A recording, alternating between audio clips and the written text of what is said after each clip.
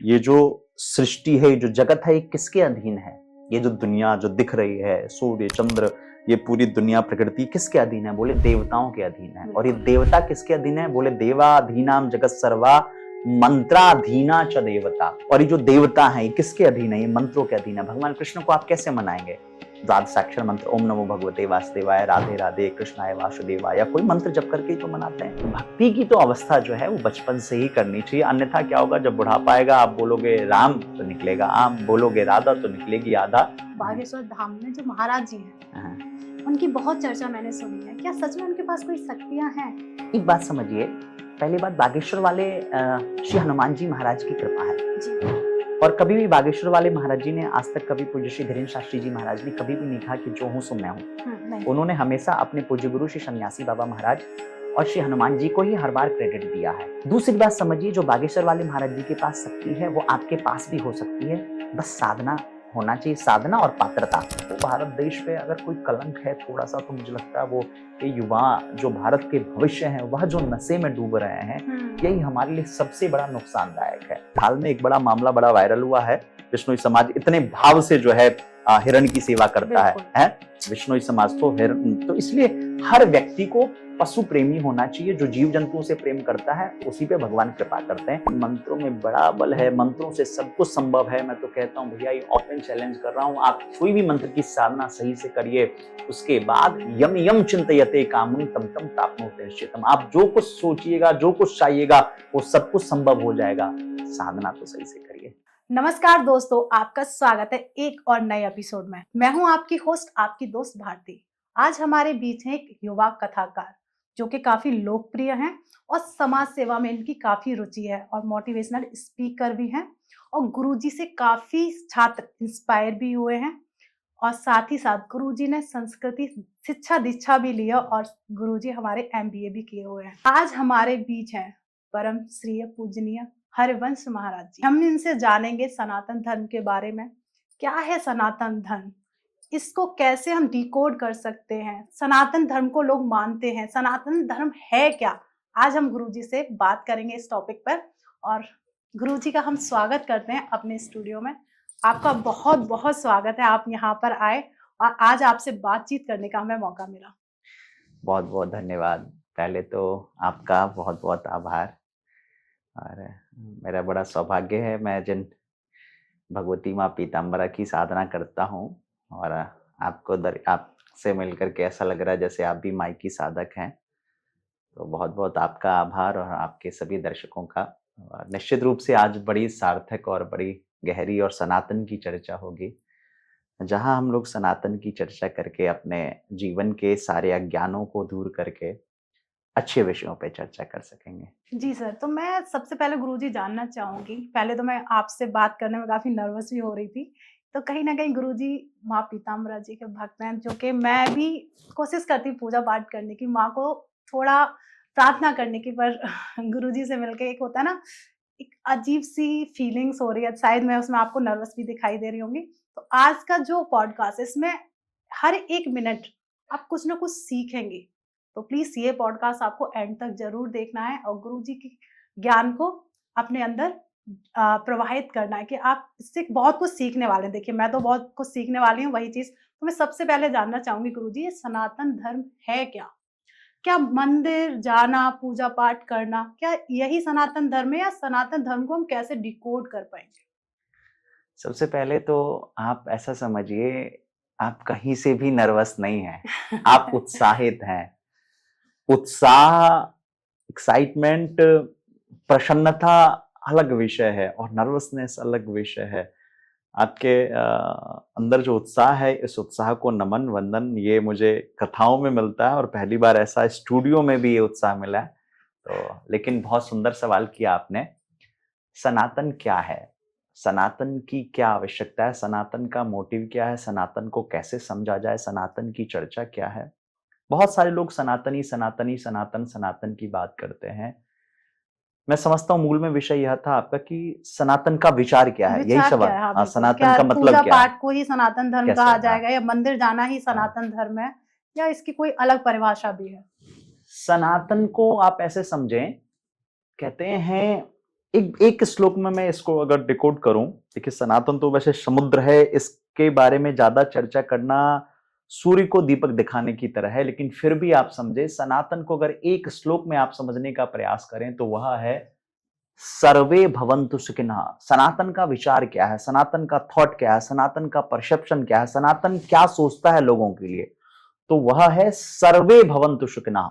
यानी जो सनातनी है या जो सनातन को मानता है वो किसी में भेद नहीं करता, किसी में डिस्क्रिमिनेट नहीं करता, अमीरी गरीबी, छोटे बड़े, ऊंची पिछड़ी, बिल्कुल कोई अंतर नहीं करता। वो एक ही भाव रखता है, सर्वे भवन्तु सुखिनः, यानी हर व्यक्ति सुखी हो, क्या स्त्री, क्या पुरुष, क्या अमीर, क्या गरीब, वो कहीं से अंतर नहीं। जैसे तुलसी बाबा ने रामचरितमानस में कह दिया, सिया राम मैं सब जग जानी। वो कहते हैं इस दुनिया में जो कुछ भी दिख रहा है सब में सिया राम का दर्शन करिए।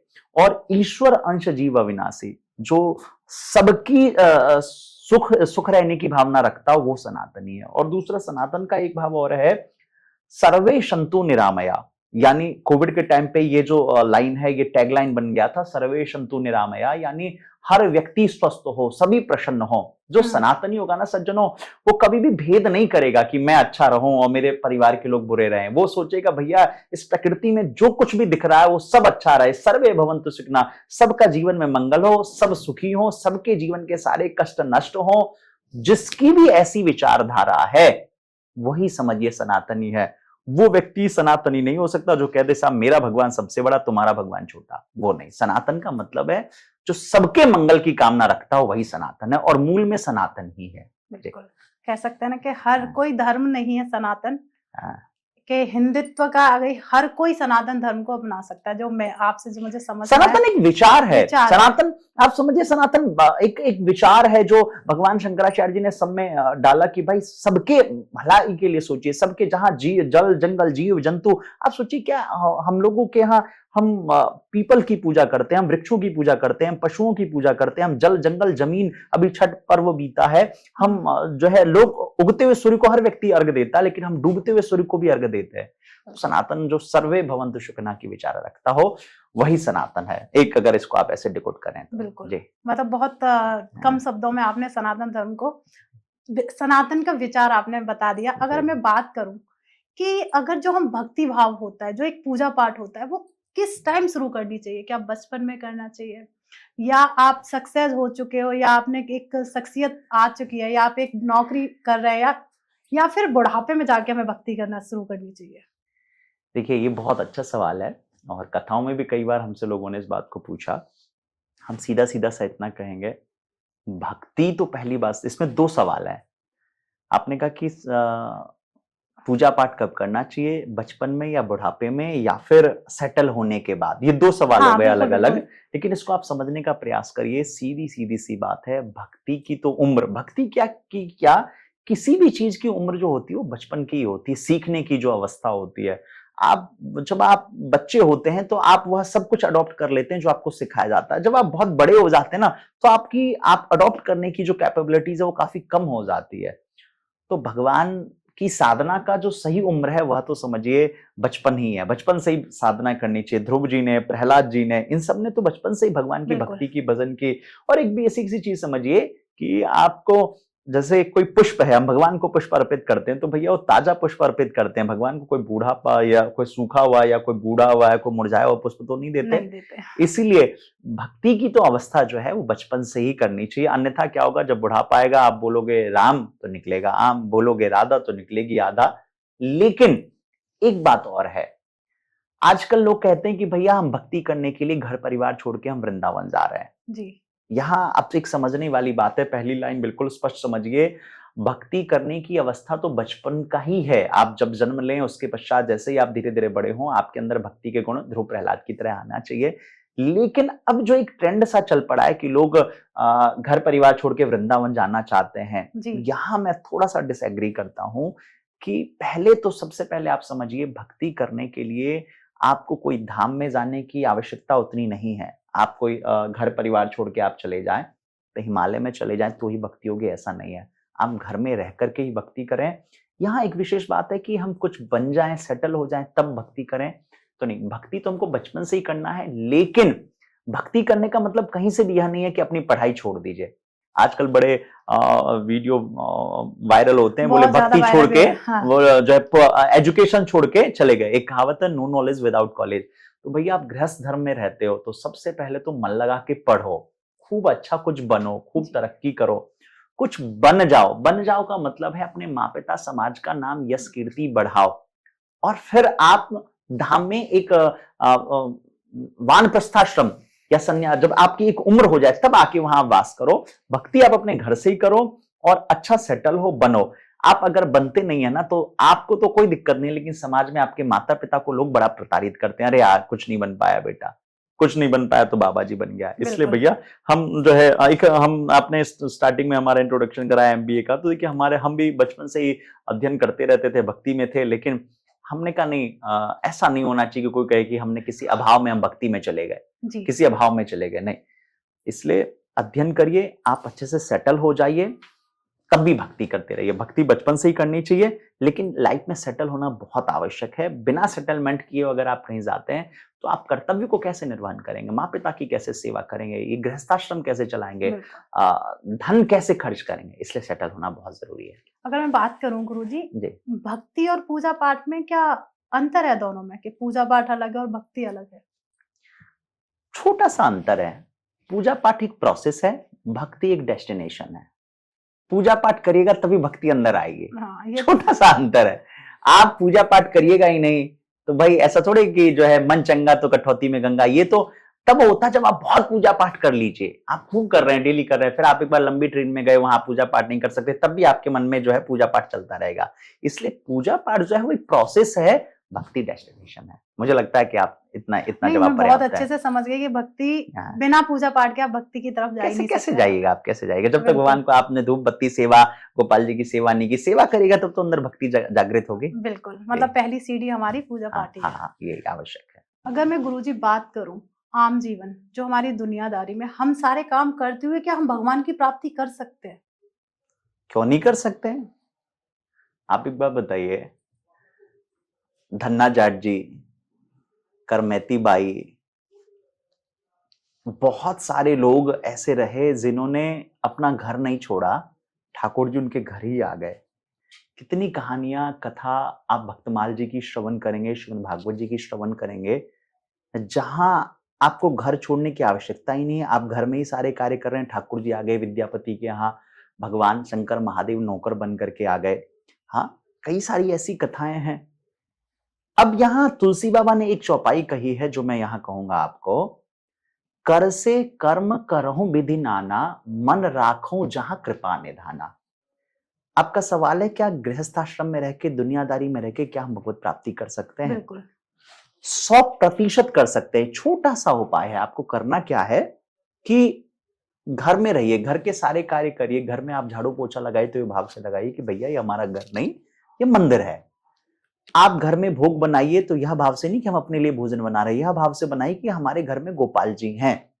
आपके घर, आपका अगर कोई छोटा सा बेटा हो, लाला हो, तो उसको ये मत सोचिए मेरा बेटा है, ये सोचिए कि ये बेटा नहीं, ये लड्डू गोपाल जी हैं, लाला है हमारा, कन्हुआ है, कन्हैया है।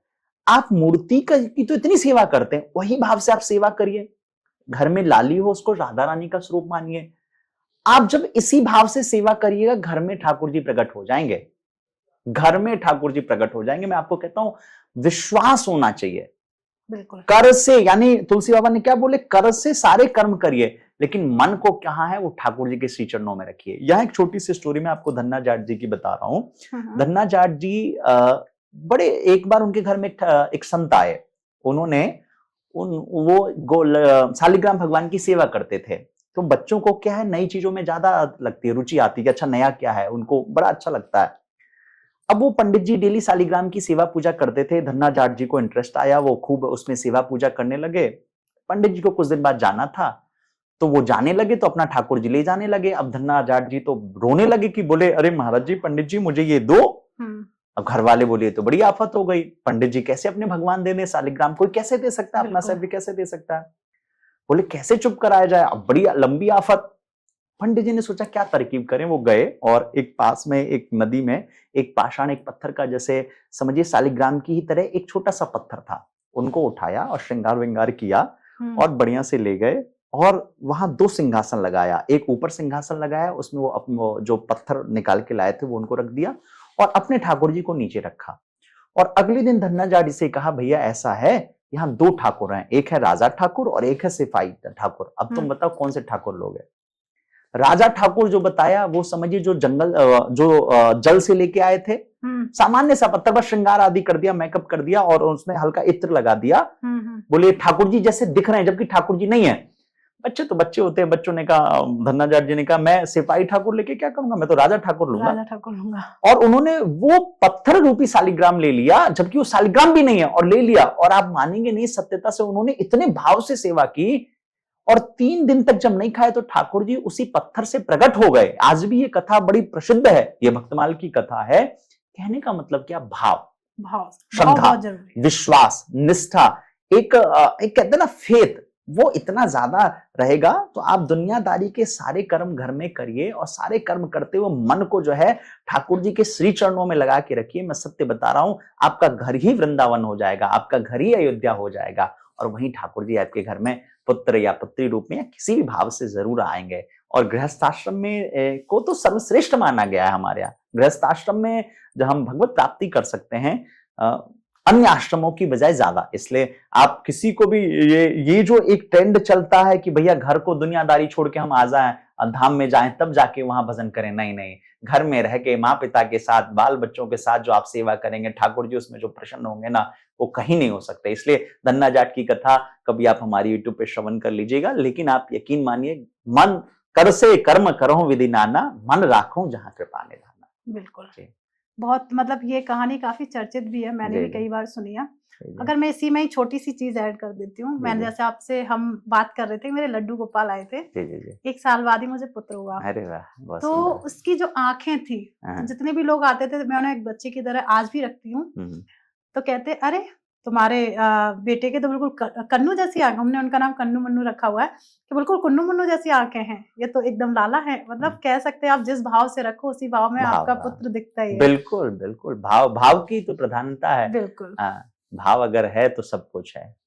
अगर मैं बात करती हूँ गुरुजी, जैसे भागवत कथा जब हम सुनते हैं, क्या उससे लाभ होता है? या फिर हमने कई बार, मैंने भी सुना है कि अब जब भी हम भागवत कथा सुनने जाते हैं तो हमारे पितृ बहुत खुश होते हैं, ठीक है। और जो नई पीढ़ी है, इस नई पीढ़ी कैसे कनेक्ट करेगी इन चीजों से? कहीं ना कहीं एक मत ही रहता है कि हमारे पितृ कैसे खुश होंगे भागवत कथा सुनने से। देखिए, ये बात बिल्कुल सत्य है और आपने बिल्कुल 100% सही सुना है। भागवत कथा श्रवण करने से हमारे जितने पितर हैं वो प्रसन्न हो जाते हैं। और आपने कथा भी श्रवण किया होगा, धुंधकारी के लिए श्री गोकर्ण जी ने कथा कराई, भागवत जी की कथा कराई और धुंधकारी को मुक्ति की प्राप्ति हुई। ऐसा समझिए, जीवन में जब कभी विपत्ति आती है, कभी भी कोई कष्ट आए, तो उसके पीछे सिर्फ 2 कारण होता है। पहला कारण, या तो आपके पितर आपसे अप्रसन्न हो जाएं तो आपके जीवन में कष्ट आएगा, या आपके कुल देवी देवता आपसे कहीं नाराज हो गए तो समझिए आपके जीवन में कष्ट आ गया। पितरों के लिए श्रीमद् भागवत कथा कराई जाती है और जब पितर प्रसन्न होते हैं तो कहा गया, बाढ़े वंश पिता के धर्म है। पितर प्रसन्न तो हमारी जो वंशावली में जो भी बालक बालिका जो भी है वो सब खुश रहते हैं। बिल्कुल, ये तो बहुत आवश्यक है।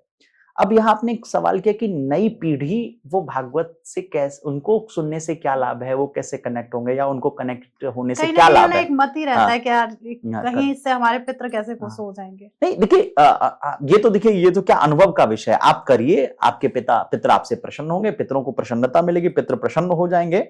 लेकिन यहाँ एक भाव यह है कि युवाओं को क्या लाभ है? तो देखिए, युवाओं नहीं, भागवत तो समझिए सार्वभौमिक है। भागवत तो कल्प वृक्ष है। कल्प वृक्ष का तात्पर्य है कि क्या युवा, क्या वृद्ध, क्या जवान, क्या बच्चे, क्या बूढ़े, कोई भी व्यक्ति किसी भी भाव से श्रीमद् भागवत जी का आश्रय ले ले, उसका कल्याण 100% तय है।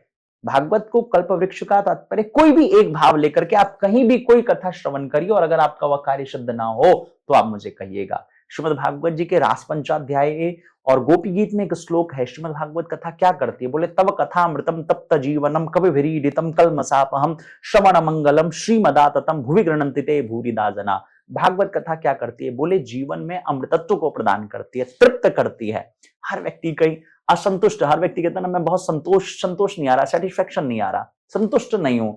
तो संतोष अगर आपको चाहिए तो आप एक बार कृष्ण कथा श्रवण करिए और उसके साथ कथा क्या करती है, आपके जीवन के कलमशों को नष्ट करती है। कलमश यानी दैहिक, दैविक, भौतिक ताप।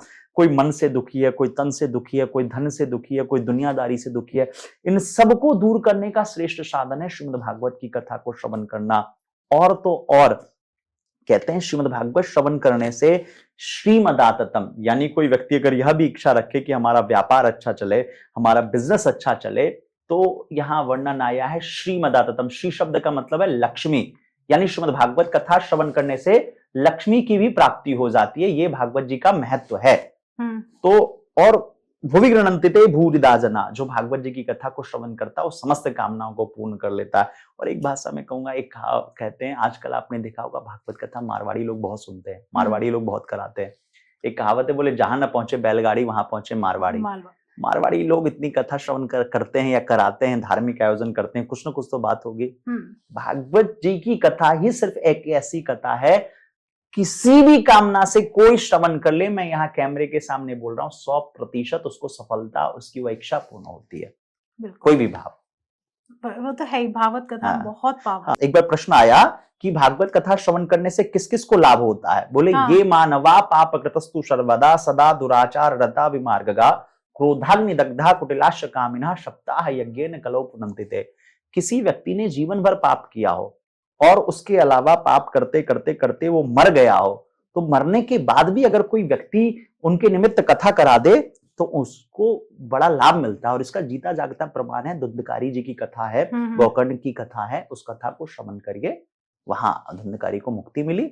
तो आप भागवत कथा तो निश्चित रूप से हर सनातनी को एक बार अवश्य श्रवण करनी चाहिए और अपने पूर्वजों को श्रवण कराना चाहिए। बिल्कुल, मतलब सर ने काफी अच्छे तरीके से बता दिया कि भागवत कथा में जो पावर है, बिल्कुल, अरे बिल्कुल, सुनने से आपका सब कष्ट दूर हो जाता है। पावर छोड़िए, the source of power, power को भी जहां से पावर मिले वो पावर हाउस है श्रीमद् भागवत का। बिल्कुल बिल्कुल, एकदम। अगर मैं बात करती हूँ इसी से लेके कि मैंने भी, मतलब बहुत पुरानी चीज है, बहुत लोगों ने सुना भी है कि हमारे जो कृष्ण जी है उन्होंने 16,108 शादियां की थी। क्या सच है?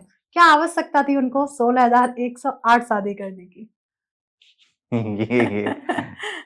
देखिए बात यह है कि भगवान कृष्ण है ना, समर्थ नहीं कोई दोष गोसाई।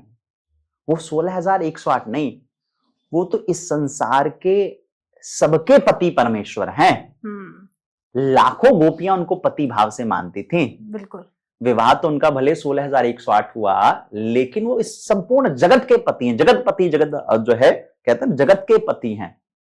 इसके पीछे एक कथा है। एक बार की बात है कि भगवान कृष्ण की अष्टपट रानियां रहीं, जिसमें रुक्मणी, सत्यभामा, जामवती, कालिंदी आदि अष्टपट रानियां रहीं। और उसके अलावा एक राजा था जिसका नाम था भौमासुर। भौमासुर उसने प्रतिज्ञा किया था कि वो एक साथ 20,000 राजकुमारी कन्याओं से विवाह करेगा। और वो क्या करता, जाता राजघरानों में जाके आक्रमण करता, राजकुमारियों का अपहरण करता और अपने कैद खाने में लाके कैद कर देता।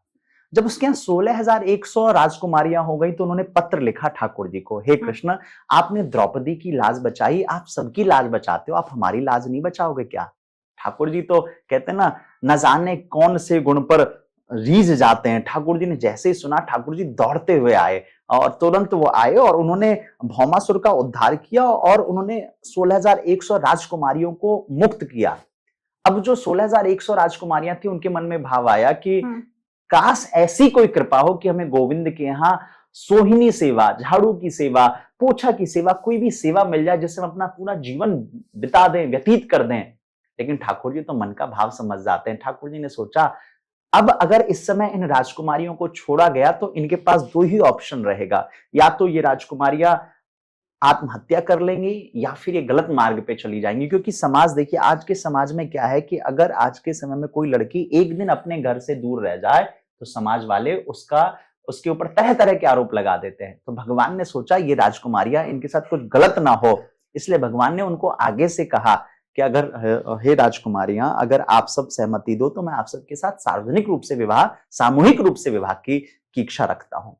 और वो सारी राजकुमारियां प्रसन्न हो गई। सोचिए, अगर वो राजकुमारियों से भगवान ने ना विवाह किया होता तो उन राजकुमारियों के पास एक ही ऑप्शन था, अपने मायके जाति तो पिता, पति, भाई वो उतना सम्मान नहीं देते हैं, तो कोई फिर नहीं सोचिए, देता था। और कोई अच्छा राजकुमार कैसे विवाह करता, कहता अरे ये तो उसके यहाँ से रह के आई है, ना जाने कैसा दुर्व्यवहार किया होगा। ठाकुर जी तो कृपालु हैं, दयालु हैं, वो जो सबरी के बैर खा जाते हैं, वो जो विदुरानी के केले के छिलके खा जाते हैं, उन्होंने उन राजकुमारियों का कल्याण करने के लिए, और वो 16,100 वो भी समझिए कि उपासना कांड के मंत्र हैं, जिन्होंने लाखों वर्ष तपस्या आराधना के बाद ठाकुर जी ने उनको पटरानी के रूप में स्वीकार किया। ये बिल्कुल 100% सत्य है, श्रीमद् भागवत जी की कथा है। भगवान ने 16,108 विवाह किया है, और उन 16,108 राजकुमारियों से भगवान को 10-10 पुत्र और एक पुत्रियां हुई हैं। ये सत्यता है। 11-11। हाँ, 11-11। हाँ, तभी 11 का बहुत महत्व है। बिल्कुल 11 का महत्व है जी। अगर मैं गुरुजी, मैंने भी काफी सुना है मंत्रों की पावर के बारे में। हाँ, तो देखते हैं हम, पहले मंत्रों में इतनी पावर होती थी कि मन ही मन आपने जाप कर लिया तो आप विमान उड़ा सकते हो, सुदर्शन चक्र आ सकता है, तीर, और आप धनुष आ सकते हैं। क्या अब अगर हम इस टाइम पे भी मंत्रों का जाप करते हैं, क्या उतनी ही पावर है क्या? आज भी है, इसमें कोई किंतु परंतु नहीं है। आज भी है। एक श्लोक है, देवाधीनाम जगत सर्वा। ये जो सृष्टि है, जो जगत है, ये किसके अधीन है? ये जो दुनिया जो दिख रही है, सूर्य चंद्र, ये पूरी दुनिया प्रकृति किसके अधीन है? बोले देवताओं के अधीन है। और ये देवता किसके अधीन है? बोले देवाधीनाम जगत सर्वा मंत्राधीना च देवता। और ये जो देवता है, ये किसके अधीन है? ये मंत्रों के अधीन है। भगवान कृष्ण को आप कैसे मनाएंगे? द्वादशाक्षर मंत्र, ओम नमो भगवते वासुदेवाय, राधे राधे कृष्णाय वासुदेवाय, या कोई मंत्र जप करके ही तो मनाते हैं। गायत्री की कैसे आराधना करते हैं? आप गायत्री मंत्र जपते हैं। सूर्य की कैसे आराधना करते हैं? आप मंत्र जपते हैं। तो उनको प्राप्त करने के लिए मंत्रों को जपना पड़ता है, मंत्रों की आराधना करनी पड़ती है। मंत्रों के प्रभाव से ही कार्य सिद्ध होता है। आज भी मंत्रों के प्रभाव से सब कुछ हो सकता है, सब कुछ संभव है, इसमें कोई किंतु परंतु नहीं है। लेकिन सत्यता यह है, पहले जिस प्रकार से, जिस आचरण नियम, छुआ, अपरश, पवित्रता के साथ पहले जिस प्रकार से ऋषिगण मंत्रों का जप करते थे, आज की परिस्थिति में कोई वैसे मंत्र नहीं जपता। अगर ऐसा करे तो आज भी सब कुछ संभव है। कोई व्यक्ति हॉस्पिटल में वेंटिलेटर पर है, अगर उसके नाम से आप भाव से 1.25 लाख महामृत्युंजय करा दीजिए, 100% उसको लाभ होगा। कोई व्यक्ति अपने दुश्मनों से बहुत परेशान है, वह भाव से, निष्ठा से भगवती मां पीतांबरा बगलामुखी की आराधना करे, 100% उसको लाभ होगा। बिल्कुल। विपरीत प्रत्यंगिरा के मंत्र की आराधना करिए, 100% लाभ होगा। आप मंत्रों की साधना तो सही से करिए। आपको साधना करना नहीं आता और आप कह रहे हैं मंत्र सही नहीं है। कोई भी मंत्र, मैं कहता हूं, एक कृष्णाय वासुदेवाय हरे परमात्मने प्रणतः क्लेशनाशाय गोविंदाय नमो नमः, इस मंत्र को भी आप सही से जप करिए, आपके सारे कष्ट नष्ट हो जाएंगे। मंत्रों में आज भी उतना बल है, लेकिन साधना करने वाला चाहिए। ऐसे एक कथा आती है, एक बार किसी ने, जब प्रहलाद जी की रक्षा के लिए भगवान खंबे से प्रकट हो गए, एक संत से प्रश्न किया, क्या आज भी ये संभव है कि भगवान खंबे से प्रकट हो जाएं? तो वहां एक बहुत अच्छा पद लिखा, एक संत ने पद लिखा, कहते हैं, वो सूरदास जी की चर्चा है वहां। बोले, सूर अनेक फिरे कन मांगत पैपद सूरस स्वाद कहां।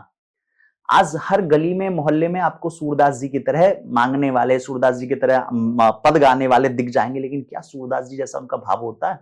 बिल्कुल भी नहीं होता। बिल्कुल नहीं। जो सूरदास जी का भाव था। बोले, पुनी ताल मजीरा बजाती फिरे मीरा मतुबारी सी चाह कहां। आप वृंदावन आ जाइए और बरसाने जाइए, वहां बहुत सारे आजकल लोग मेकअप करके, श्रृंगार करके मीरा की तरह सखी भाव में नाचते गाते दिखेंगे, लेकिन मीरा जैसा भाव बिल्कुल संभव नहीं है। मीरा की तरह व्यक्ति दिख सकता है, अपना स्वरूप झलका सकता है, लेकिन मीरा की तरह भक्ति कर ले, वो तो संभव नहीं है। और ऐसे ही बोले, सिया राम कथा कितनों ने लिखी, तुलसी जैसी मर्याद कहां। सिया राम जी की कथा, राम कथा कई लोगों ने लिखा, लेकिन तुलसी जी जैसा भाव कहां। बोले, ऐसे ही नरसिंह बसे पति खंबन में, पर काढ़न को प्रहलाद कहां। यानी नरसिंह भगवान आज भी सभी खंभों में हैं, लेकिन उसको प्रकट करने के लिए प्रहलाद जी जैसी भक्ति तो होनी चाहिए। ऐसे ही समझिए, मंत्रों में बड़ा बल है, मंत्रों से सब कुछ संभव है। मैं तो कहता हूं भैया, ये ओपन चैलेंज कर रहा हूं, आप कोई भी मंत्र की साधना सही से करिए, उसके बाद यम यम चिंतयते कामं तम तम प्राप्नोति निश्चितम। आप जो कुछ सोचिएगा, जो कुछ चाहिएगा, वो सब कुछ संभव हो जाएगा। साधना तो सही से करिए। बिल्कुल, साधना बहुत जरूरी है, भाव प्रकट करना बहुत जरूरी है। बहुत। आपने जैसे बताया, मीरा जैसा भक्ति आज के टाइम पे कोई नहीं। हम वैसा करते नहीं है ना, इसलिए हमने कह दिया कि हमको एक कपोल कल्पना लगती है कि क्या ये संभव है ऐसा। अरे क्यों नहीं संभव? पहले ही विचार आ जाते हैं ना मन में कि क्या ये होगा। आजकल तो मुझे लगता है कि हर एक उपाय और एक मंत्र पहले ही आप शंका करते हैं, किसी कामना के साथ कर रहे हैं। शंका बस- करते हैं आप पहले ही तो बोले जहां शंका है वहां लंका है, इसलिए शंका क्या, सही बात। आप विश्वास के साथ तो करिए, ठाकुर जी आज भी आप पे वही कृपा करेंगे, मंत्रों में बड़ा बल है, बिना किसी किंतु परंतु के। गुरुजी मैं बात करूं आपसे तो ज्योतिष शास्त्र पे भी आपकी काफी पकड़ हो गई, तो समाज में बिना किसी विशेष उपाय के, समाज में रहते हुए बिना किसी विशेष उपाय के ग्रह को कैसे ठीक किया जा सकता है? देखिए, सबसे पहले तो मैं ये कहूंगा कि हर सनातनी को ज्योतिष शास्त्र का थोड़ा अध्ययन करना चाहिए। हम्म। और मुझे बहुत प्रसन्नता है कि आप भी ज्योतिष में बहुत रुचि रखती हैं। ज्योतिष नेत्र है जो भविष्य को आगे को देख सकता है। ज्योतिष का अध्ययन बहुत आवश्यक है, ज्योतिष पढ़ना चाहिए। अब ज्योतिष का एक बड़ा विषय है ग्रहों, ज्योतिष की जो सारी चर्चा है वो ग्रहों से संबंधित है। बिल्कुल। हर व्यक्ति का कहीं ना कहीं कोई ना कोई ग्रह खराब होता है। किसी की भी कुंडली उठा के देख लीजिए, किसी का सूर्य विपरीत है, किसी का चंद्रमा विपरीत है, किसी का मंगल विपरीत है, किसी का बुध, किसी का गुरु, किसी का शुक्र, किसी का शनि, किसी का राहु केतु, ये 9 ग्रह किसी ना किसी का कुछ ना कुछ तो अवश्य खराब रहता है। कोई व्यक्ति ऐसा नहीं कहेगा कि भैया हमारे सारे ग्रह अनुकूल हैं, किसी का नहीं होता। अब ये एक मैं रिसर्च के साथ आपको एक चीज बता रहा हूं जो मैंने बहुत रिसर्च किया और अपने सैकड़ों हजारों लोगों ने इस विषय पर मैंने उनको कहा, उन्होंने एक्सप्लोर किया, रिसर्च किया, पालन किया और अनुभव के साथ अब तब ये चर्चा है आम जीवन में, गृहस्थाश्रम में बिना 1 रुपए खर्च किए हुए ज्योतिष में सब कुछ संभव है। वो कैसे संभव है आप समझिए। ज्योतिष में अगर कोई भी ज्योतिषी आपको कह रहा है कि भैया आपका सूर्य विपरीत है, सूर्य ठीक नहीं है, नीचस्थ है, आपको सूर्य ग्रहों का राजा है, सूर्य को अनुकूल करना हो, आप सबसे अच्छा साधन है आप अपने पिता का सम्मान करना शुरू करिए। देखिए, परिवार जोड़ने और ज्योतिष शास्त्र पे कितनी गंभीर और गहीर चर्चा है, इसको आप समझिएगा। आप दर्शक भी प्रयास करिएगा समझने का। ज्योतिष को ठीक करना है, अपने ग्रहों को ठीक करना है तो आप अपने परिवार से जुड़िए। शीर्षक परिवार से जुड़िए। कैसे? परिवार का ख्याल रखिए। अगर आपका सूर्य अनुकूल नहीं है, आप पिता की सेवा करिए, पिता की छोटी छोटी जरूरतों को पूरा करिए, पिता का हृदय से आदर करिए। पिता के साथ मतभेद होना अलग बात है कि हाँ किसी विषय पे आपका पॉइंट ऑफ व्यू नहीं मिल रहा, और मतभेद होने का एक पॉजिटिव एस्पेक्ट भी है कि उस चीज के 2 ऑप्शन है। आपके पिता दूसरे तरीके से चाहते थे, आप दूसरे, प्राय क्योंकि आम जीवन में देखा जाता है लोगों का उनके फादर के साथ मेंटालिटी थोड़ी मैच नहीं होती, मतभेद होते हैं पर मनभेद नहीं होना चाहिए। लेकिन आप मतभेद कितना भी हो पर आप पिता का आदर करिए। जो पिता का आदर करता है वो व्यक्ति सूर्य की तरह प्रगति करता जाता है। दूसरा, चंद्रमा।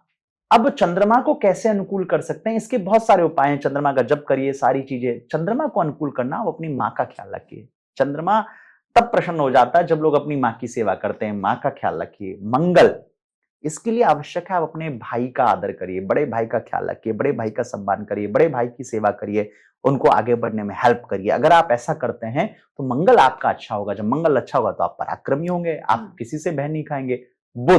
बुध तब अनुकूल होता है जब बुध अच्छा होगा तो आपकी वाणी अच्छी होगी, कम्युनिकेशन स्किल्स अच्छा होगा, बिजनेस अच्छा चलेगा। वाणी का कारक है। बुध तब अच्छा होता है जब आप अपनी बड़ी बहन का, अपनी बुआ का, अपनी मासी का सम्मान करते हैं। अब यहां चर्चा आती है गुरु अगर किसी का अनुकूल ना हो तो उसका भाग्य साथ नहीं देता, उसका विवाह नहीं होता। गुरु को अनुकूल करने का श्रेष्ठ साधन है कि आपके जो पुरोहित हो, कुल पुरोहित हो, जो अपने पंडित जी जो पूजा आदि कराते हैं, जो साधु संत दरवाजे पे, या जो कोई भिक्षा मांगने कोई ब्राह्मण, साधु संत महापुरुष आए, उनका आदर करिए, उससे गुरु अनुकूल होता है। शुक्र को ठीक करना है, आप अपनी धर्मपत्नी का आदर करिए, धर्मपत्नी का सम्मान करिए। धर्मपत्नी का जो सम्मान करता है, कहते हैं उसका शुक्र अच्छा होता है। और उसके साथ शनि, जो शनि को अनुकूल करना चाहते हैं, अपने सबॉर्डिनेट्स का, जो उनके लिए काम करते हैं, जो उनके नीचे काम करते हैं, या जो उनके आसपास जो काम करते हैं, जो अपने से छोटों का सम्मान करता है, उसका शनि अनुकूल होता है। ये 7 ग्रहों का सोचिए। मैं आपको रिसर्च के साथ बड़ा एक अच्छा आपको उपाय बता रहा हूं। इतना करने से आपका भैया 1 रुपया, एक कहावत है ना, बोले न नमक लगे न फिटकरी और रंग चोखो। हाँ, तो बस वही समझिए। आप ऐसा करिए सज्जनों, अगर आप में से किसी का कोई ग्रह खराब हो, आप परिवार के साथ जुड़िए, परिवार के साथ सम्मान करिए। जो जिसकी जड़ें मजबूत होती हैं वो व्यक्ति बहुत प्रगति करता है। बिल्कुल, मैं भी इस बात से एग्री करती हूँ कि सारे उपाय आपके घर में है। बस बस उनको देखना है, परखना है और भाव से उस उपाय को बस करना है। भाव से करिए, तो सर्वश्रेष्ठ सर है। बिल्कुल सर का भी एक है, ये मेरा भी मानना है कि आप निश्चित ही आपका जो भी ग्रह खराब है, नीच अवस्था में है, वो आपको अच्छे फल देगा ही देगा। बस रास्ता आपको अपनाना है, रास्ता सिर्फ आप ही अपना सकते हैं। गुरुजी और मैं तो एक राह दिखा रहे हैं। गुरुजी, अगर मैं बात करती हूँ माता पिता की सेवा करने से, उनकी पूजा या उनकी हर बात मानने से क्या सेवा भाव से हमें क्या लाभ हो सकता है? क्या लाभ नहीं हो सकता? माँ पिता गुरु की सेवा से क्या नहीं हो सकता, ये सवाल करिए। ये सवाल तो भाई उनके लिए है जो मतलबी व्यक्ति हो। माँ पिता की सेवा से सब कुछ संभव है, सब कुछ। आप समझिए, आपने भगवान को नहीं देखा होगा। पहली भगवान हमारे जीवन में हमारी पहली गुरु हमारी माँ है। जो अपनी माँ का ख्याल रखता है ना सज्जनों, उसको आप वैष्णो देवी लाख जाइए, आप लाख किसी दुर्गा माँ, देवी माँ, काली माँ सबको मानिए और अपनी सगी माँ को ही नहीं मानते हैं तो आपको क्या लाभ मिलेगा?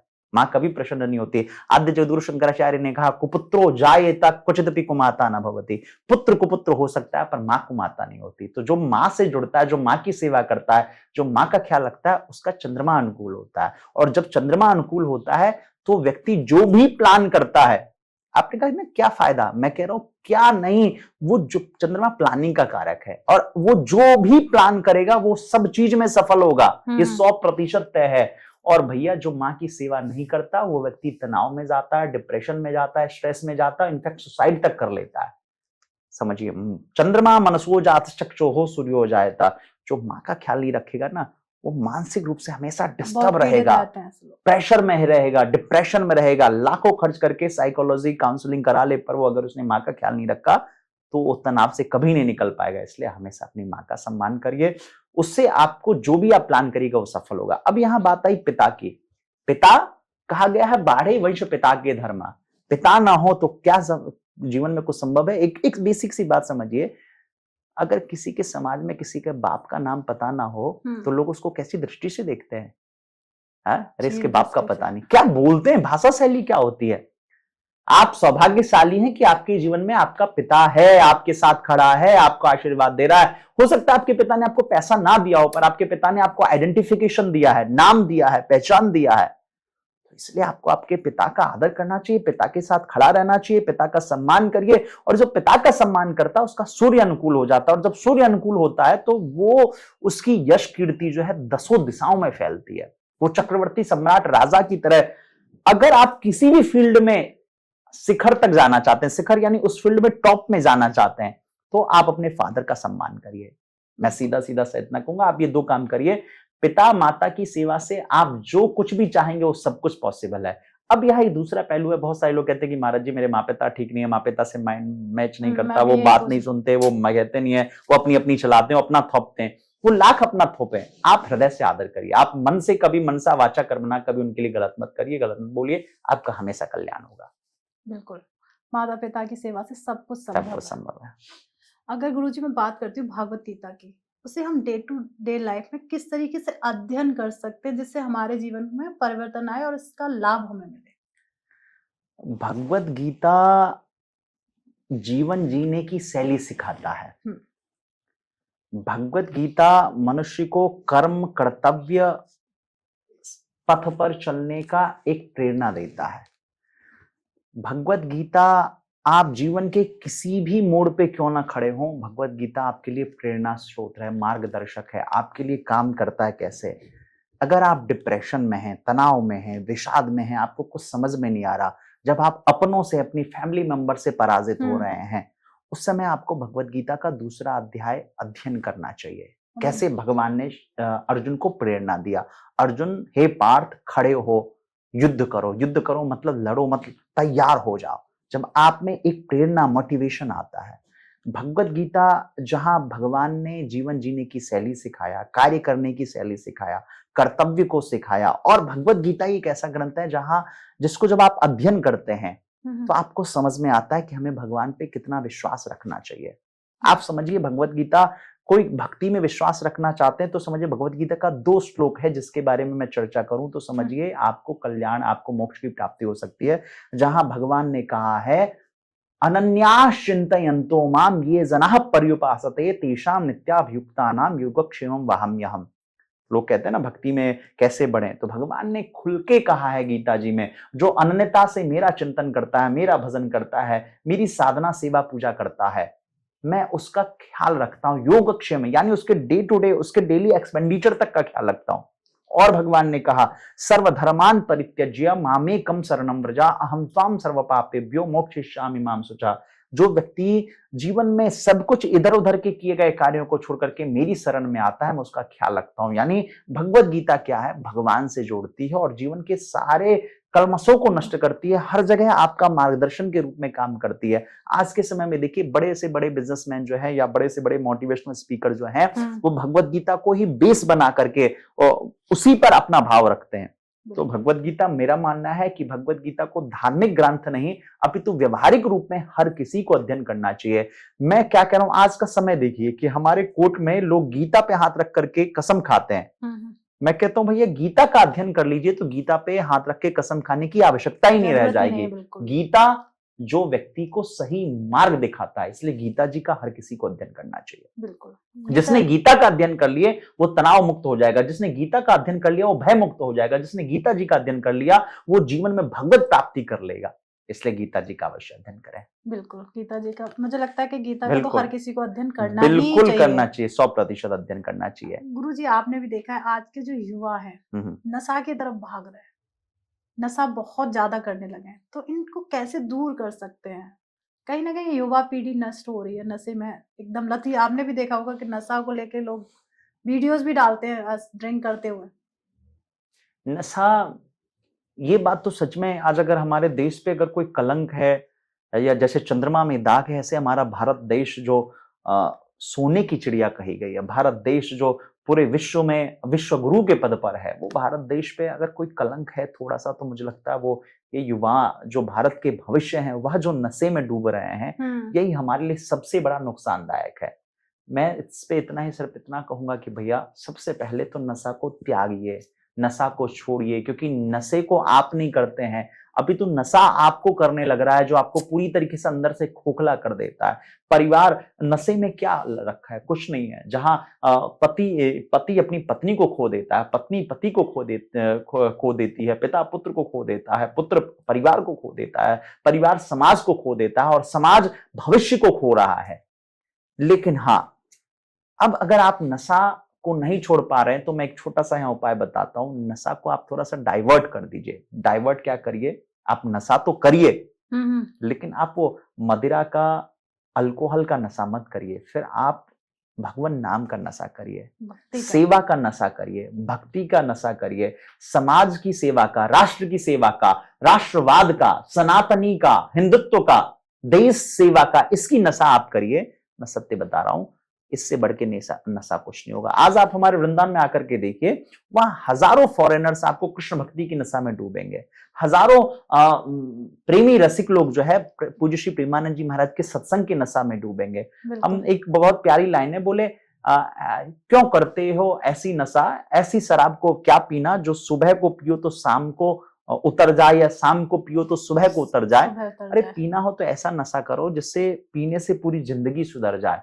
तो भैया नशा करना है तो प्रगति का नशा करिए, नशा करना है तो सेवा का नशा करिए, नशा करना है तो राष्ट्रवाद, भारत माता की सेवा का, परिवार के, समाज के प्रगति, यश कीर्ति का नशा करिए, भगवान नाम का नशा रखिए। ये नशा आपको हर तरफ से लाभ देगा। वो नशा मत करिए जो आपको अंदर से खोखला बना दे। मैं बस इतना ही कहूंगा। आप जिस दिन भगवान नाम का नशा आ गया ना आपके अंदर, फिर तो सब कुछ अच्छा हो जाएगा। बिल्कुल, नशा मतलब नशा करिए, बस राह चेंज कर लीजिए, भक्ति का नशा करिए, भक्ति का नशा करिए। अगर मैं बात करती हूँ गुरु जी, देखिए नव वर्ष के बारे में आपने भी सुना होगा। जो हमारे सनातनी है वो नव वर्ष कब मनाए, क्योंकि हर कम्युनिटी हर मंथ में एक, हर किसी का देखिए, पंजाबी मराठी देख लीजिए, उनका हर किसी एक मंथ में एक नव वर्ष बनता है। और एक ग्लोबल अगर हम बात करें तो 1 जनवरी है। जो हमारा सनातनी नव वर्ष हम कब मनाएं? ये बहुत अच्छा सवाल है। इस सवाल के लिए मैं बहुत साधुवाद देता हूं आपको। नववर्ष वह होता है जो आपके जीवन में नव उन्नति, कुछ बदलाव लेकर के आए। जब ऋतु, समय, काल परिवर्तन हो रहा हो, नववर्ष वह है। ये बात बिल्कुल सत्य है कि भारत देश में अलग अलग प्रांत में अलग अलग विचारधारा के गुजराती, महाराष्ट्र, पंजाबी, साउथ इंडियन के कुछ लोग और मैथिल समाज के लोगों का अलग माह में नववर्ष प्रारंभ होता है। लेकिन हमारा मानना है जो सनातनी है या जो भी सनातनी अपने आप को मानते हैं भैया, उनका जो नववर्ष आता है वो 1 जनवरी को नहीं आता। उनका नववर्ष आता है चैत्र के, जब नवरात्रि, चैत्र की नवरात्रि, चैत्र शुक्ल पक्ष की नवरात्रि जब प्रारंभ होती है, प्रतिपदा के दिन जब दुर्गा पूजा जब आता है, तब वो नवरात्रि, तब नया वर्ष, सनातनी हिंदू नववर्ष प्रारंभ होता है। और वो सनातनी, आप एक समझिए, ये ग्लोबल ईयर पाश्चात्य संस्कृति में ईसाई पंथ को मानने वाले हजारों, लाखों, करोड़ों जो अनुयायी हैं, उनके लिए 1 जनवरी को नशा करता है, 1 जनवरी को नया वर्ष मनाते हैं। इनका नया वर्ष कब प्रारंभ होता है? रात के 12 बजे। और 12 बजे भी नया वर्ष कैसे मनाते हैं? जो है पार्टी किया, ड्रिंक किया, दारू पिए, सो गए, और ना मौसम बदल रहा है, कुछ नहीं है। लेकिन हमारा जो नववर्ष है सनातन, चैत्र के महीने में, उस समय बसंत ऋतु, प्रकृति में बदलाव आता है, नए नए पुष्प आते हैं, प्रकृति में एक सर्दी बीत रही होती है, गर्मी का आगमन होता है, एक प्रकृति में बदलाव है, एक आध्यात्मिक ऊर्जा है, एक अलग ही आनंद है। तो सनातनियों का नववर्ष तो भैया सीधी सीधी सी बात है, आप जो अपने महीने हैं, जैसे चैत्र महीना है, जो चैत्र महीना का जो प्रतिपदा, उस दिन नववर्ष प्रारंभ होता है, और उसी दिन दुर्गा पूजा भी प्रारंभ होती है, उस दिन साधना भी प्रारंभ होता है। तो भैया सीधी सीधी सी बात है, जितने सनातनी हैं उनको मैं इतना ही कहूंगा, आप और पंथ मत के जितने लोग हैं जो जिस दिन भी वो नया साल मनाते हैं, उनको शुभकामनाएं दीजिए, उनको बधाई दीजिए, उनको थैंक यू कहिए, उनको विश करिए। लेकिन प्लीज आप अपना नया साल तो जो है भैया, वो सनातनी नववर्ष जो है वो चैत्र प्रतिपदा को ही प्रारंभ होता है, तभी मनाइए। और उस दिन जो आप मनाइएगा ना, तो आपके जीवन में शक्ति खूब आएगी, क्योंकि भगवती माँ दुर्गा की साधना होती है, खूब शक्ति आएगी और खूब भक्ति आएगी, खूब प्रगति आएगी। इसलिए नववर्ष जो है चैत्र माह में ही मनाइए। बिल्कुल, जब नवरात्रि प्रारंभ होती है, प्रतिपदा, उसी दिन सनातनी हिंदू नववर्ष तभी प्रारंभ होता है। बिल्कुल।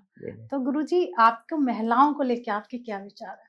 मैं अगर बहुत सारी कथाएं मैंने सुनी हैं, तो महिलाओं के लिए विचार होते हैं कि घर में रहिए, पति की सेवा करिए। जो आज की हमारी पीढ़ी है, नई पीढ़ी है, उसको क्या करना चाहिए? महिलाओं को लेकर के क्या विचार है इसमें? मैं क्या कहूँ, महिलाओं को लेकर के जो अच्छे विचार सबके होने चाहिए, वही मेरे विचार हैं। और महिलाओं के लिए मैं सीधा सीधा सा, इसमें पति की सेवा करना चाहिए, इसमें कोई किंतु परंतु नहीं है, बिल्कुल सेवा करना चाहिए। लेकिन अब थोड़ा सा मैं बता दूं, आपका भाव मैं समझ गया, आप क्या पूछना चाह रही हैं। एक बात समझिए, महिलाओं को हमारे यहाँ माना गया है, एक श्लोक है, यत्र नार्यस्तु पूज्यन्ते रमन्ते तत्र देवता। ये आप सबने सुना होगा कि बोले जहां नारी की पूजा होती है वहां भगवान देवी देवता रमन करते हैं। ये आपने श्रवण किया होगा। लेकिन इसका एक दूसरा भाग है इस श्लोक का, कहते हैं जिस परिवार में, जिस समाज में, जिस जगह जो लोग महिलाओं की इज्जत नहीं करते, तत्रेस्तास्तु न पूज्यन्ते सर्वास्तत्र फलाक्रिया। कोई व्यक्ति लाख यज्ञ जप तप पूजा पाठ हवन क्यों ना कर रहा हो, लेकिन अगर वो अपने परिवार में माँ पत्नी का सम्मान नहीं करता, तो कितना भी यज्ञ क्यों नहीं कर ले, उसको कोई पुण्य फल नहीं मिलने वाला। तत्रेस्तास्तु न पूज्यन्ते सर्वास्तत्र फलाक्रिया। हाँ, महिलाओं को पति की सेवा करना चाहिए, लेकिन एक बात समझिए, महिलाएं, हमारे यहाँ तो कहते हैं कि जो महिलाएं थी वो झांसी की रानी, महिलाएं जो है समाज का, राष्ट्र का नेतृत्व करती हैं। आज देखिए, मुझे बहुत प्रसन्नता है, हमारे राष्ट्र में श्रीमती इंदिरा गांधी जी प्रधानमंत्री रही, उन्होंने किस प्रकार से बांग्लादेश पाकिस्तान से आजाद कराया, प्रतिभा पाटिल जी, और अब हर क्षेत्र में महिलाएं जो है आगे बढ़ रही हैं। और आप स्वयं भी एक अच्छी ज्योतिषाचार्य हैं, महिला हैं, आगे प्रगति कर रही है। मेरा मानना है महिलाओं को अब आगे बढ़ के प्रगति करना चाहिए। इस पे मैं एक थोड़ा सा पॉलिटिकल व्यू और मैं रखता हूं कि अभी कुछ दिनों पहले कुछ पॉलिटिकल पार्टियों ने कहा कि महिलाओं को 33% आरक्षण जो है चुनाव लड़ने में मिलना चाहिए। मैं इस बात से पूरा सहमत हूं। महिलाओं को आगे बढ़ करके खड़े होकर लड़ना चाहिए, प्रगति करना चाहिए और समाज में बराबरी से भाग लेना चाहिए। लेकिन हाँ, मैं महिलाओं से भी आग्रह करूंगा, आप कृपया जो हमारी मर्यादा है, जो गरिमा है, उससे विपरीत ना जाए। आपको अगर समाज आगे बढ़ाए तो आप एक कभी कभी जो है फेमिनिज्म इतना चढ़ जाता है ना सर पे, जी, तो वो ठीक नहीं है ना। सही बात। मनुष्य, शास्त्र कहता है पति परमेश्वर है, तो बिल्कुल पति परमेश्वर है, तो पत्नी भी भैया वो भी भगवती का स्वरूप है। दोनों एक दूसरे के पूरक हैं। आप जो है दोनों एक दूसरे के सहयोगी हैं, एक दूसरे से जुड़ के चलेंगे तो विकास है, पुरुष सोचे कि मैं चला रहा हूं तो बेकार है, महिला सोचे कि मैं चला रही हूं तो बेकार है। इसलिए मेरा मानना है महिलाओं को प्रगति करना चाहिए और पूरे परिवार को महिलाओं को आगे बढ़ाने में हेल्प करनी चाहिए। बिल्कुल सही बात है एकदम, कि महिलाओं को सपोर्ट करना चाहिए, वो आगे बढ़ें, और महिलाओं को भी अपनी मर्यादा रखनी चाहिए, अपनी मर्यादा, अपनी गरिमा का ख्याल रखना चाहिए। मतलब कहते हैं ना, भगवती का रूप कहा गया, तो घर भी संभाल सकती है और देश भी। और क्या, और बड़ा प्यारा एक लाइन है, किसी एक शायर ने लिखा, बोले नारी नहीं है सपना, नारी नहीं कहानी, नारी है नारी की गोद में है पलती है जिंदगानी। मतलब एक बच्चा छोटा रहता तो उसमें अपनी क्या कहते हैं माँ की गोद में फिर धीरे धीरे बढ़ता है, तो फिर पत्नी से सेवा लेता है, पत्नी के साथ अपने जीवन के अच्छे बुरे समय व्यतीत करता है। बोले नारी नहीं है सपना, नारी नहीं कहानी, नारी की गोद में है पलती है जिंदगानी, नारी है घर की लक्ष्मी सिंदूर बन के दमके, और मौका पड़े तो चूड़ियां तलवार बन के खनके। ये लक्ष्मी झांसी की रानी लक्ष्मीबाई का ये बड़ा दिव्य भाव है। तो निश्चित रूप से जिस समाज में, परिवार में, राष्ट्र में महिलाओं को आदर है, वो समाज निश्चित रूप से आगे प्रगति करता है। जी बिल्कुल सही बात है। महिलाओं को देखिए सपोर्ट, जैसे गुरुजी ने बताया, सपोर्ट करिए, वो कुछ भी कर सकती है। मेरा मानना, घर भी संभाल सकती है, देश में आप इतना अच्छा एंकरिंग कर रही हैं, इतना अच्छा एस्ट्रोलॉजर हैं, हमारा भी हमने भी कहा नहीं, इस बार जो है हमने पहले शूट किया था, हमने कहा नहीं अब जो है महिलाओं को आगे करना चाहिए, प्रगति करनी चाहिए। बिल्कुल, बहुत बहुत धन्यवाद, आपने मुझे कहा मैं अच्छी एंकर हूँ। गुरुजी, अक्सर हमने देखा है कि सिर्फ गौ माता की ही विशेष पूजा की जाती है, बाकी विशेष जीव जंतुओं को इतना महत्व नहीं दिया जाता। देखिए, आपके सवाल में जवाब है। गौ के आगे आपने माता लगा दिया, तो माँ का तो विशेष पूजा होता ही है, इसमें कोई किंतु परंतु नहीं है। गौ माता हमारे लिए पूजनीय है, इसलिए भी क्योंकि गौ माता में 33 कोटि देवी देवताओं का निवास है। गौ की सेवा करने से आपके सारे कार्य सिद्ध हो जाते हैं, लेकिन बशर्ते जो गौ माता हो देसी गौवंश होना चाहिए। हमें भी सौभाग्य मिला, हमारे पूज्य पिताजी आदरणीय बाबूजी घर पे देसी गौवंश की सेवा करते हैं। अब यहाँ दूसरा पहलू है कि गौ के अलावा और जीव जंतुओं का उतना आदर नहीं, ऐसा नहीं है। अब बड़े शहरों में जाके देखिए, लोग अब जो है सबको बढ़ाते हैं, सबकी सेवा करते हैं, कुत्ते बिल्ली हर प्रकार के जीव जंतुओं की सेवा करते हैं। दुनिया भर के फाउंडेशन है जो अन्य जीव जंतुओं की सेवा करते हैं। मेरा इतना मानना है भैया, ईश्वर अंश जीव अविनाशी, गौ माता है, गौ पशु नहीं है। गौ को आप पशु की दृष्टि से कदापि ना देखें। स्वामी विवेकानंद से एक बार अमेरिका में सवाल किया गया कि आप बताइए आपके यहाँ सबसे बढ़िया दूध किस जानवर का मिलता है, तो स्वामी विवेकानंद ने कहा भैंसी का। तो बोले ऐसा कैसे, हमने सुना आपके यहाँ गाय का। तो बोले नहीं, आपने कहा किस जानवर का, गाय हमारी माँ है, और माँ का दूध नहीं, माँ का तो अमृत होता है जी। तो और जो जितने जीव जंतु हैं, सभी जीव जंतुओं का सम्मान करना चाहिए, सभी जीव जंतुओं का ख्याल रखना चाहिए। जो जीव जंतुओं का ख्याल रखता है, समझिए राहु केतु आदि ग्रह उसके शांत हो जाते हैं। जो चींटी, कुत्ते, बिल्ली, इन तरह के जीव जंतुओं को, स्ट्रीट डॉग, स्ट्रीट जितने पशु पक्षी हैं, इनकी जो सेवा करता है उसके सारे कार्य सिद्ध होते हैं। इसलिए बहुत सारे लोग जो प्रकृति प्रेमी हैं, जो पर्यावरण प्रेमी हैं, जो पशु प्रेमी हैं, है ना। अभी हमने कुछ दिनों पहले देखा था एक वीडियो, हमारा बड़ा मन प्रसन्न हुआ। श्री अनंत अंबानी जी ने विमानतारा करके उन्होंने अपना बहुत अच्छा प्रोजेक्ट बनाया, जहां सैकड़ों हिरन जो है पशु पक्षी, और वो छोड़िए अभी हाल में एक बड़ा मामला बड़ा वायरल हुआ है कि जो है बिश्नोई समाज के कुछ लोग जो है अभी भी आज भी उनके बिश्नोई समाज इतने भाव से जो है हिरन की सेवा करता है बिश्नोई समाज। तो हिरन, तो इसलिए हर व्यक्ति को पशु प्रेमी होना चाहिए। जो जीव जंतुओं से प्रेम करता है उसी पे भगवान कृपा करते हैं। इसलिए भैया निश्चित रूप से पशुओं की सेवा करिए। बिल्कुल, हर एक पशु के लिए एक अलग ही महत्व है। जैसे आपने बताया कि आप स्ट्रीट डॉग हो गए, चींटी हो गए, इनकी सेवा करिए, देखिए आप अपने ग्रह भी शांत कर रहे हैं। तो हर एक, चाहे जीव जंतु हो या मनुष्य हो, माता पिता हो, सबकी सेवा करिए। देखिए, जो भेद वही करता है जिसको अपनी रोटी सेकनी होती है, भेद वही करता है जिसको अपना काम निकालना हो। इसलिए भेद तो कभी नहीं करना चाहिए। बिल्कुल। इस समय लोग पूजनीय श्री हमारे प्रेमानंद जी महाराज के लिए उनकी कथा सुनते हैं, लोग उन्हें बहुत मानते हैं, पर एक मत भी चल रहा है कि क्या उनको भगवान का अवतार मान रहे हैं या क्या ये सही है? देखिए, एक बात समझिए, पूज्य महाराज जी, पूज्य संत श्री प्रेमानंद जी महाराज, आज के समय में मेरा यह मानना है कि जितने भी साधु संत हैं सब भगवान के ही अवतार हैं। ईश्वर अंश जीव अविनाशी, गुरुर ब्रह्मा गुरुर विष्णु गुरुर्देवो महेश्वरः, गुरु साक्षात परम ब्रह्मा तस्मै श्री गुरुवे नमः। गुरु के रूप में कोई भी क्यों ना हो, वो सब भगवान के ही स्वरूप हैं। लेकिन अब बात समझिएगा, गुरु एक तत्व है, शरीर और तत्व अलग है। शरीर आज है, कल नहीं रहेगा, चला जाएगा, लेकिन जो तत्व है, जो विचार है, जो प्रवचन है, जो क्रांति है, वो अजर अमर रहेगी।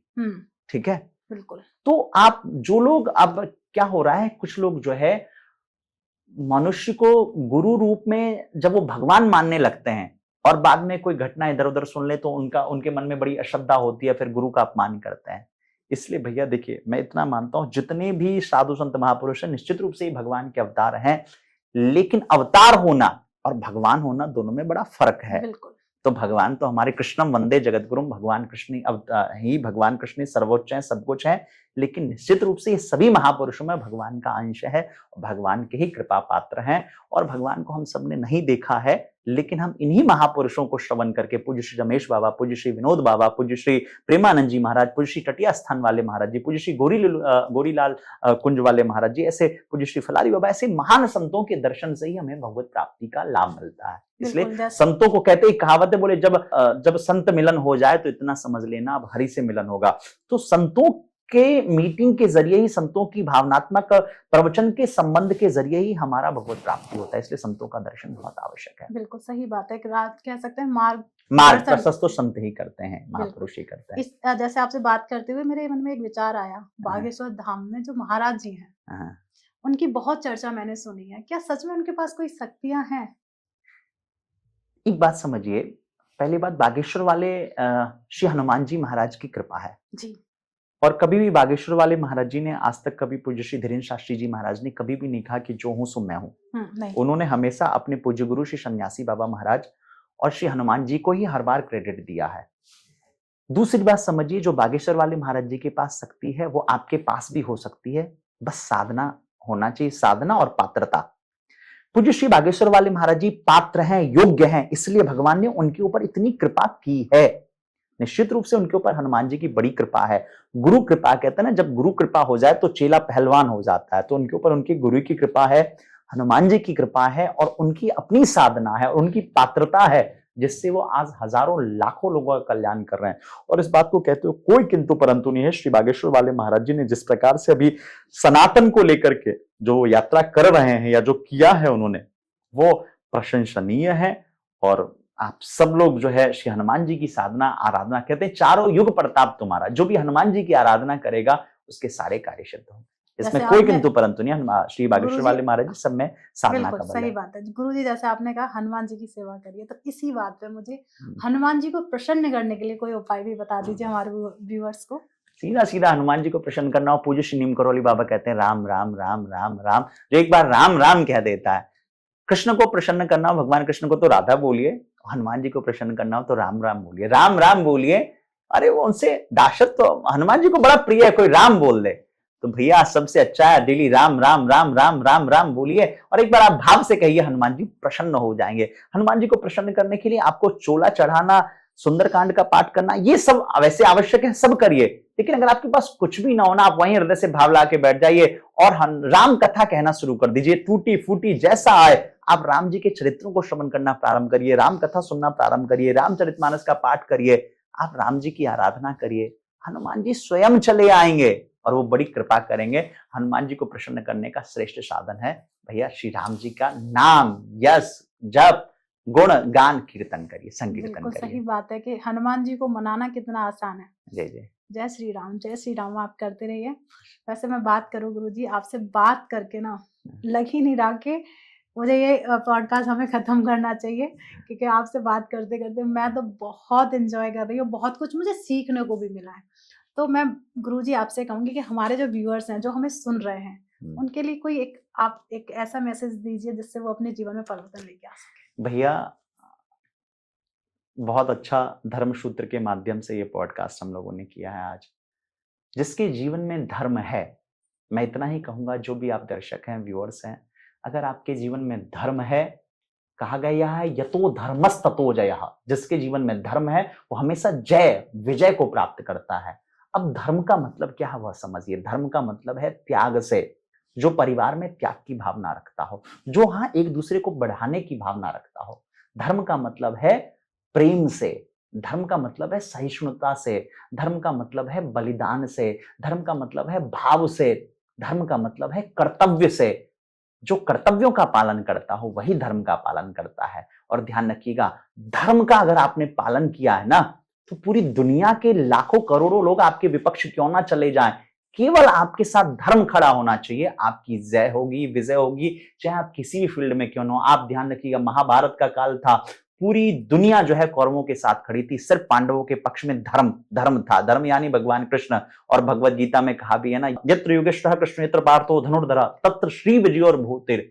जहां धर्म है, जहां श्री कृष्ण है, वहां विजय ही विजय है। इसलिए आप सब लोग धर्मसूत्र के माध्यम से धर्म के पथ पर चलिए। धर्म का मतलब वो धर्म नहीं कि हाँ लड़ने झगड़ने वाला, धर्म का मतलब है सहिष्णुता से, धर्म का मतलब है प्रेम से, धर्म का मतलब है अपनी संस्कृति की रक्षा से, धर्म का मतलब है माँ पिता की सेवा से, धर्म का मतलब है परिवार को एकजुट करके सबको ले जाने से। आप ऐसा करके चलें, निश्चित रूप से आप सभी दर्शकों के जीवन की जो भी कामना होगी वो भगवती माँ पीताम्बरा पूर्ण करेंगे, ऐसा मेरा पूर्ण विश्वास है। जय सिया राम।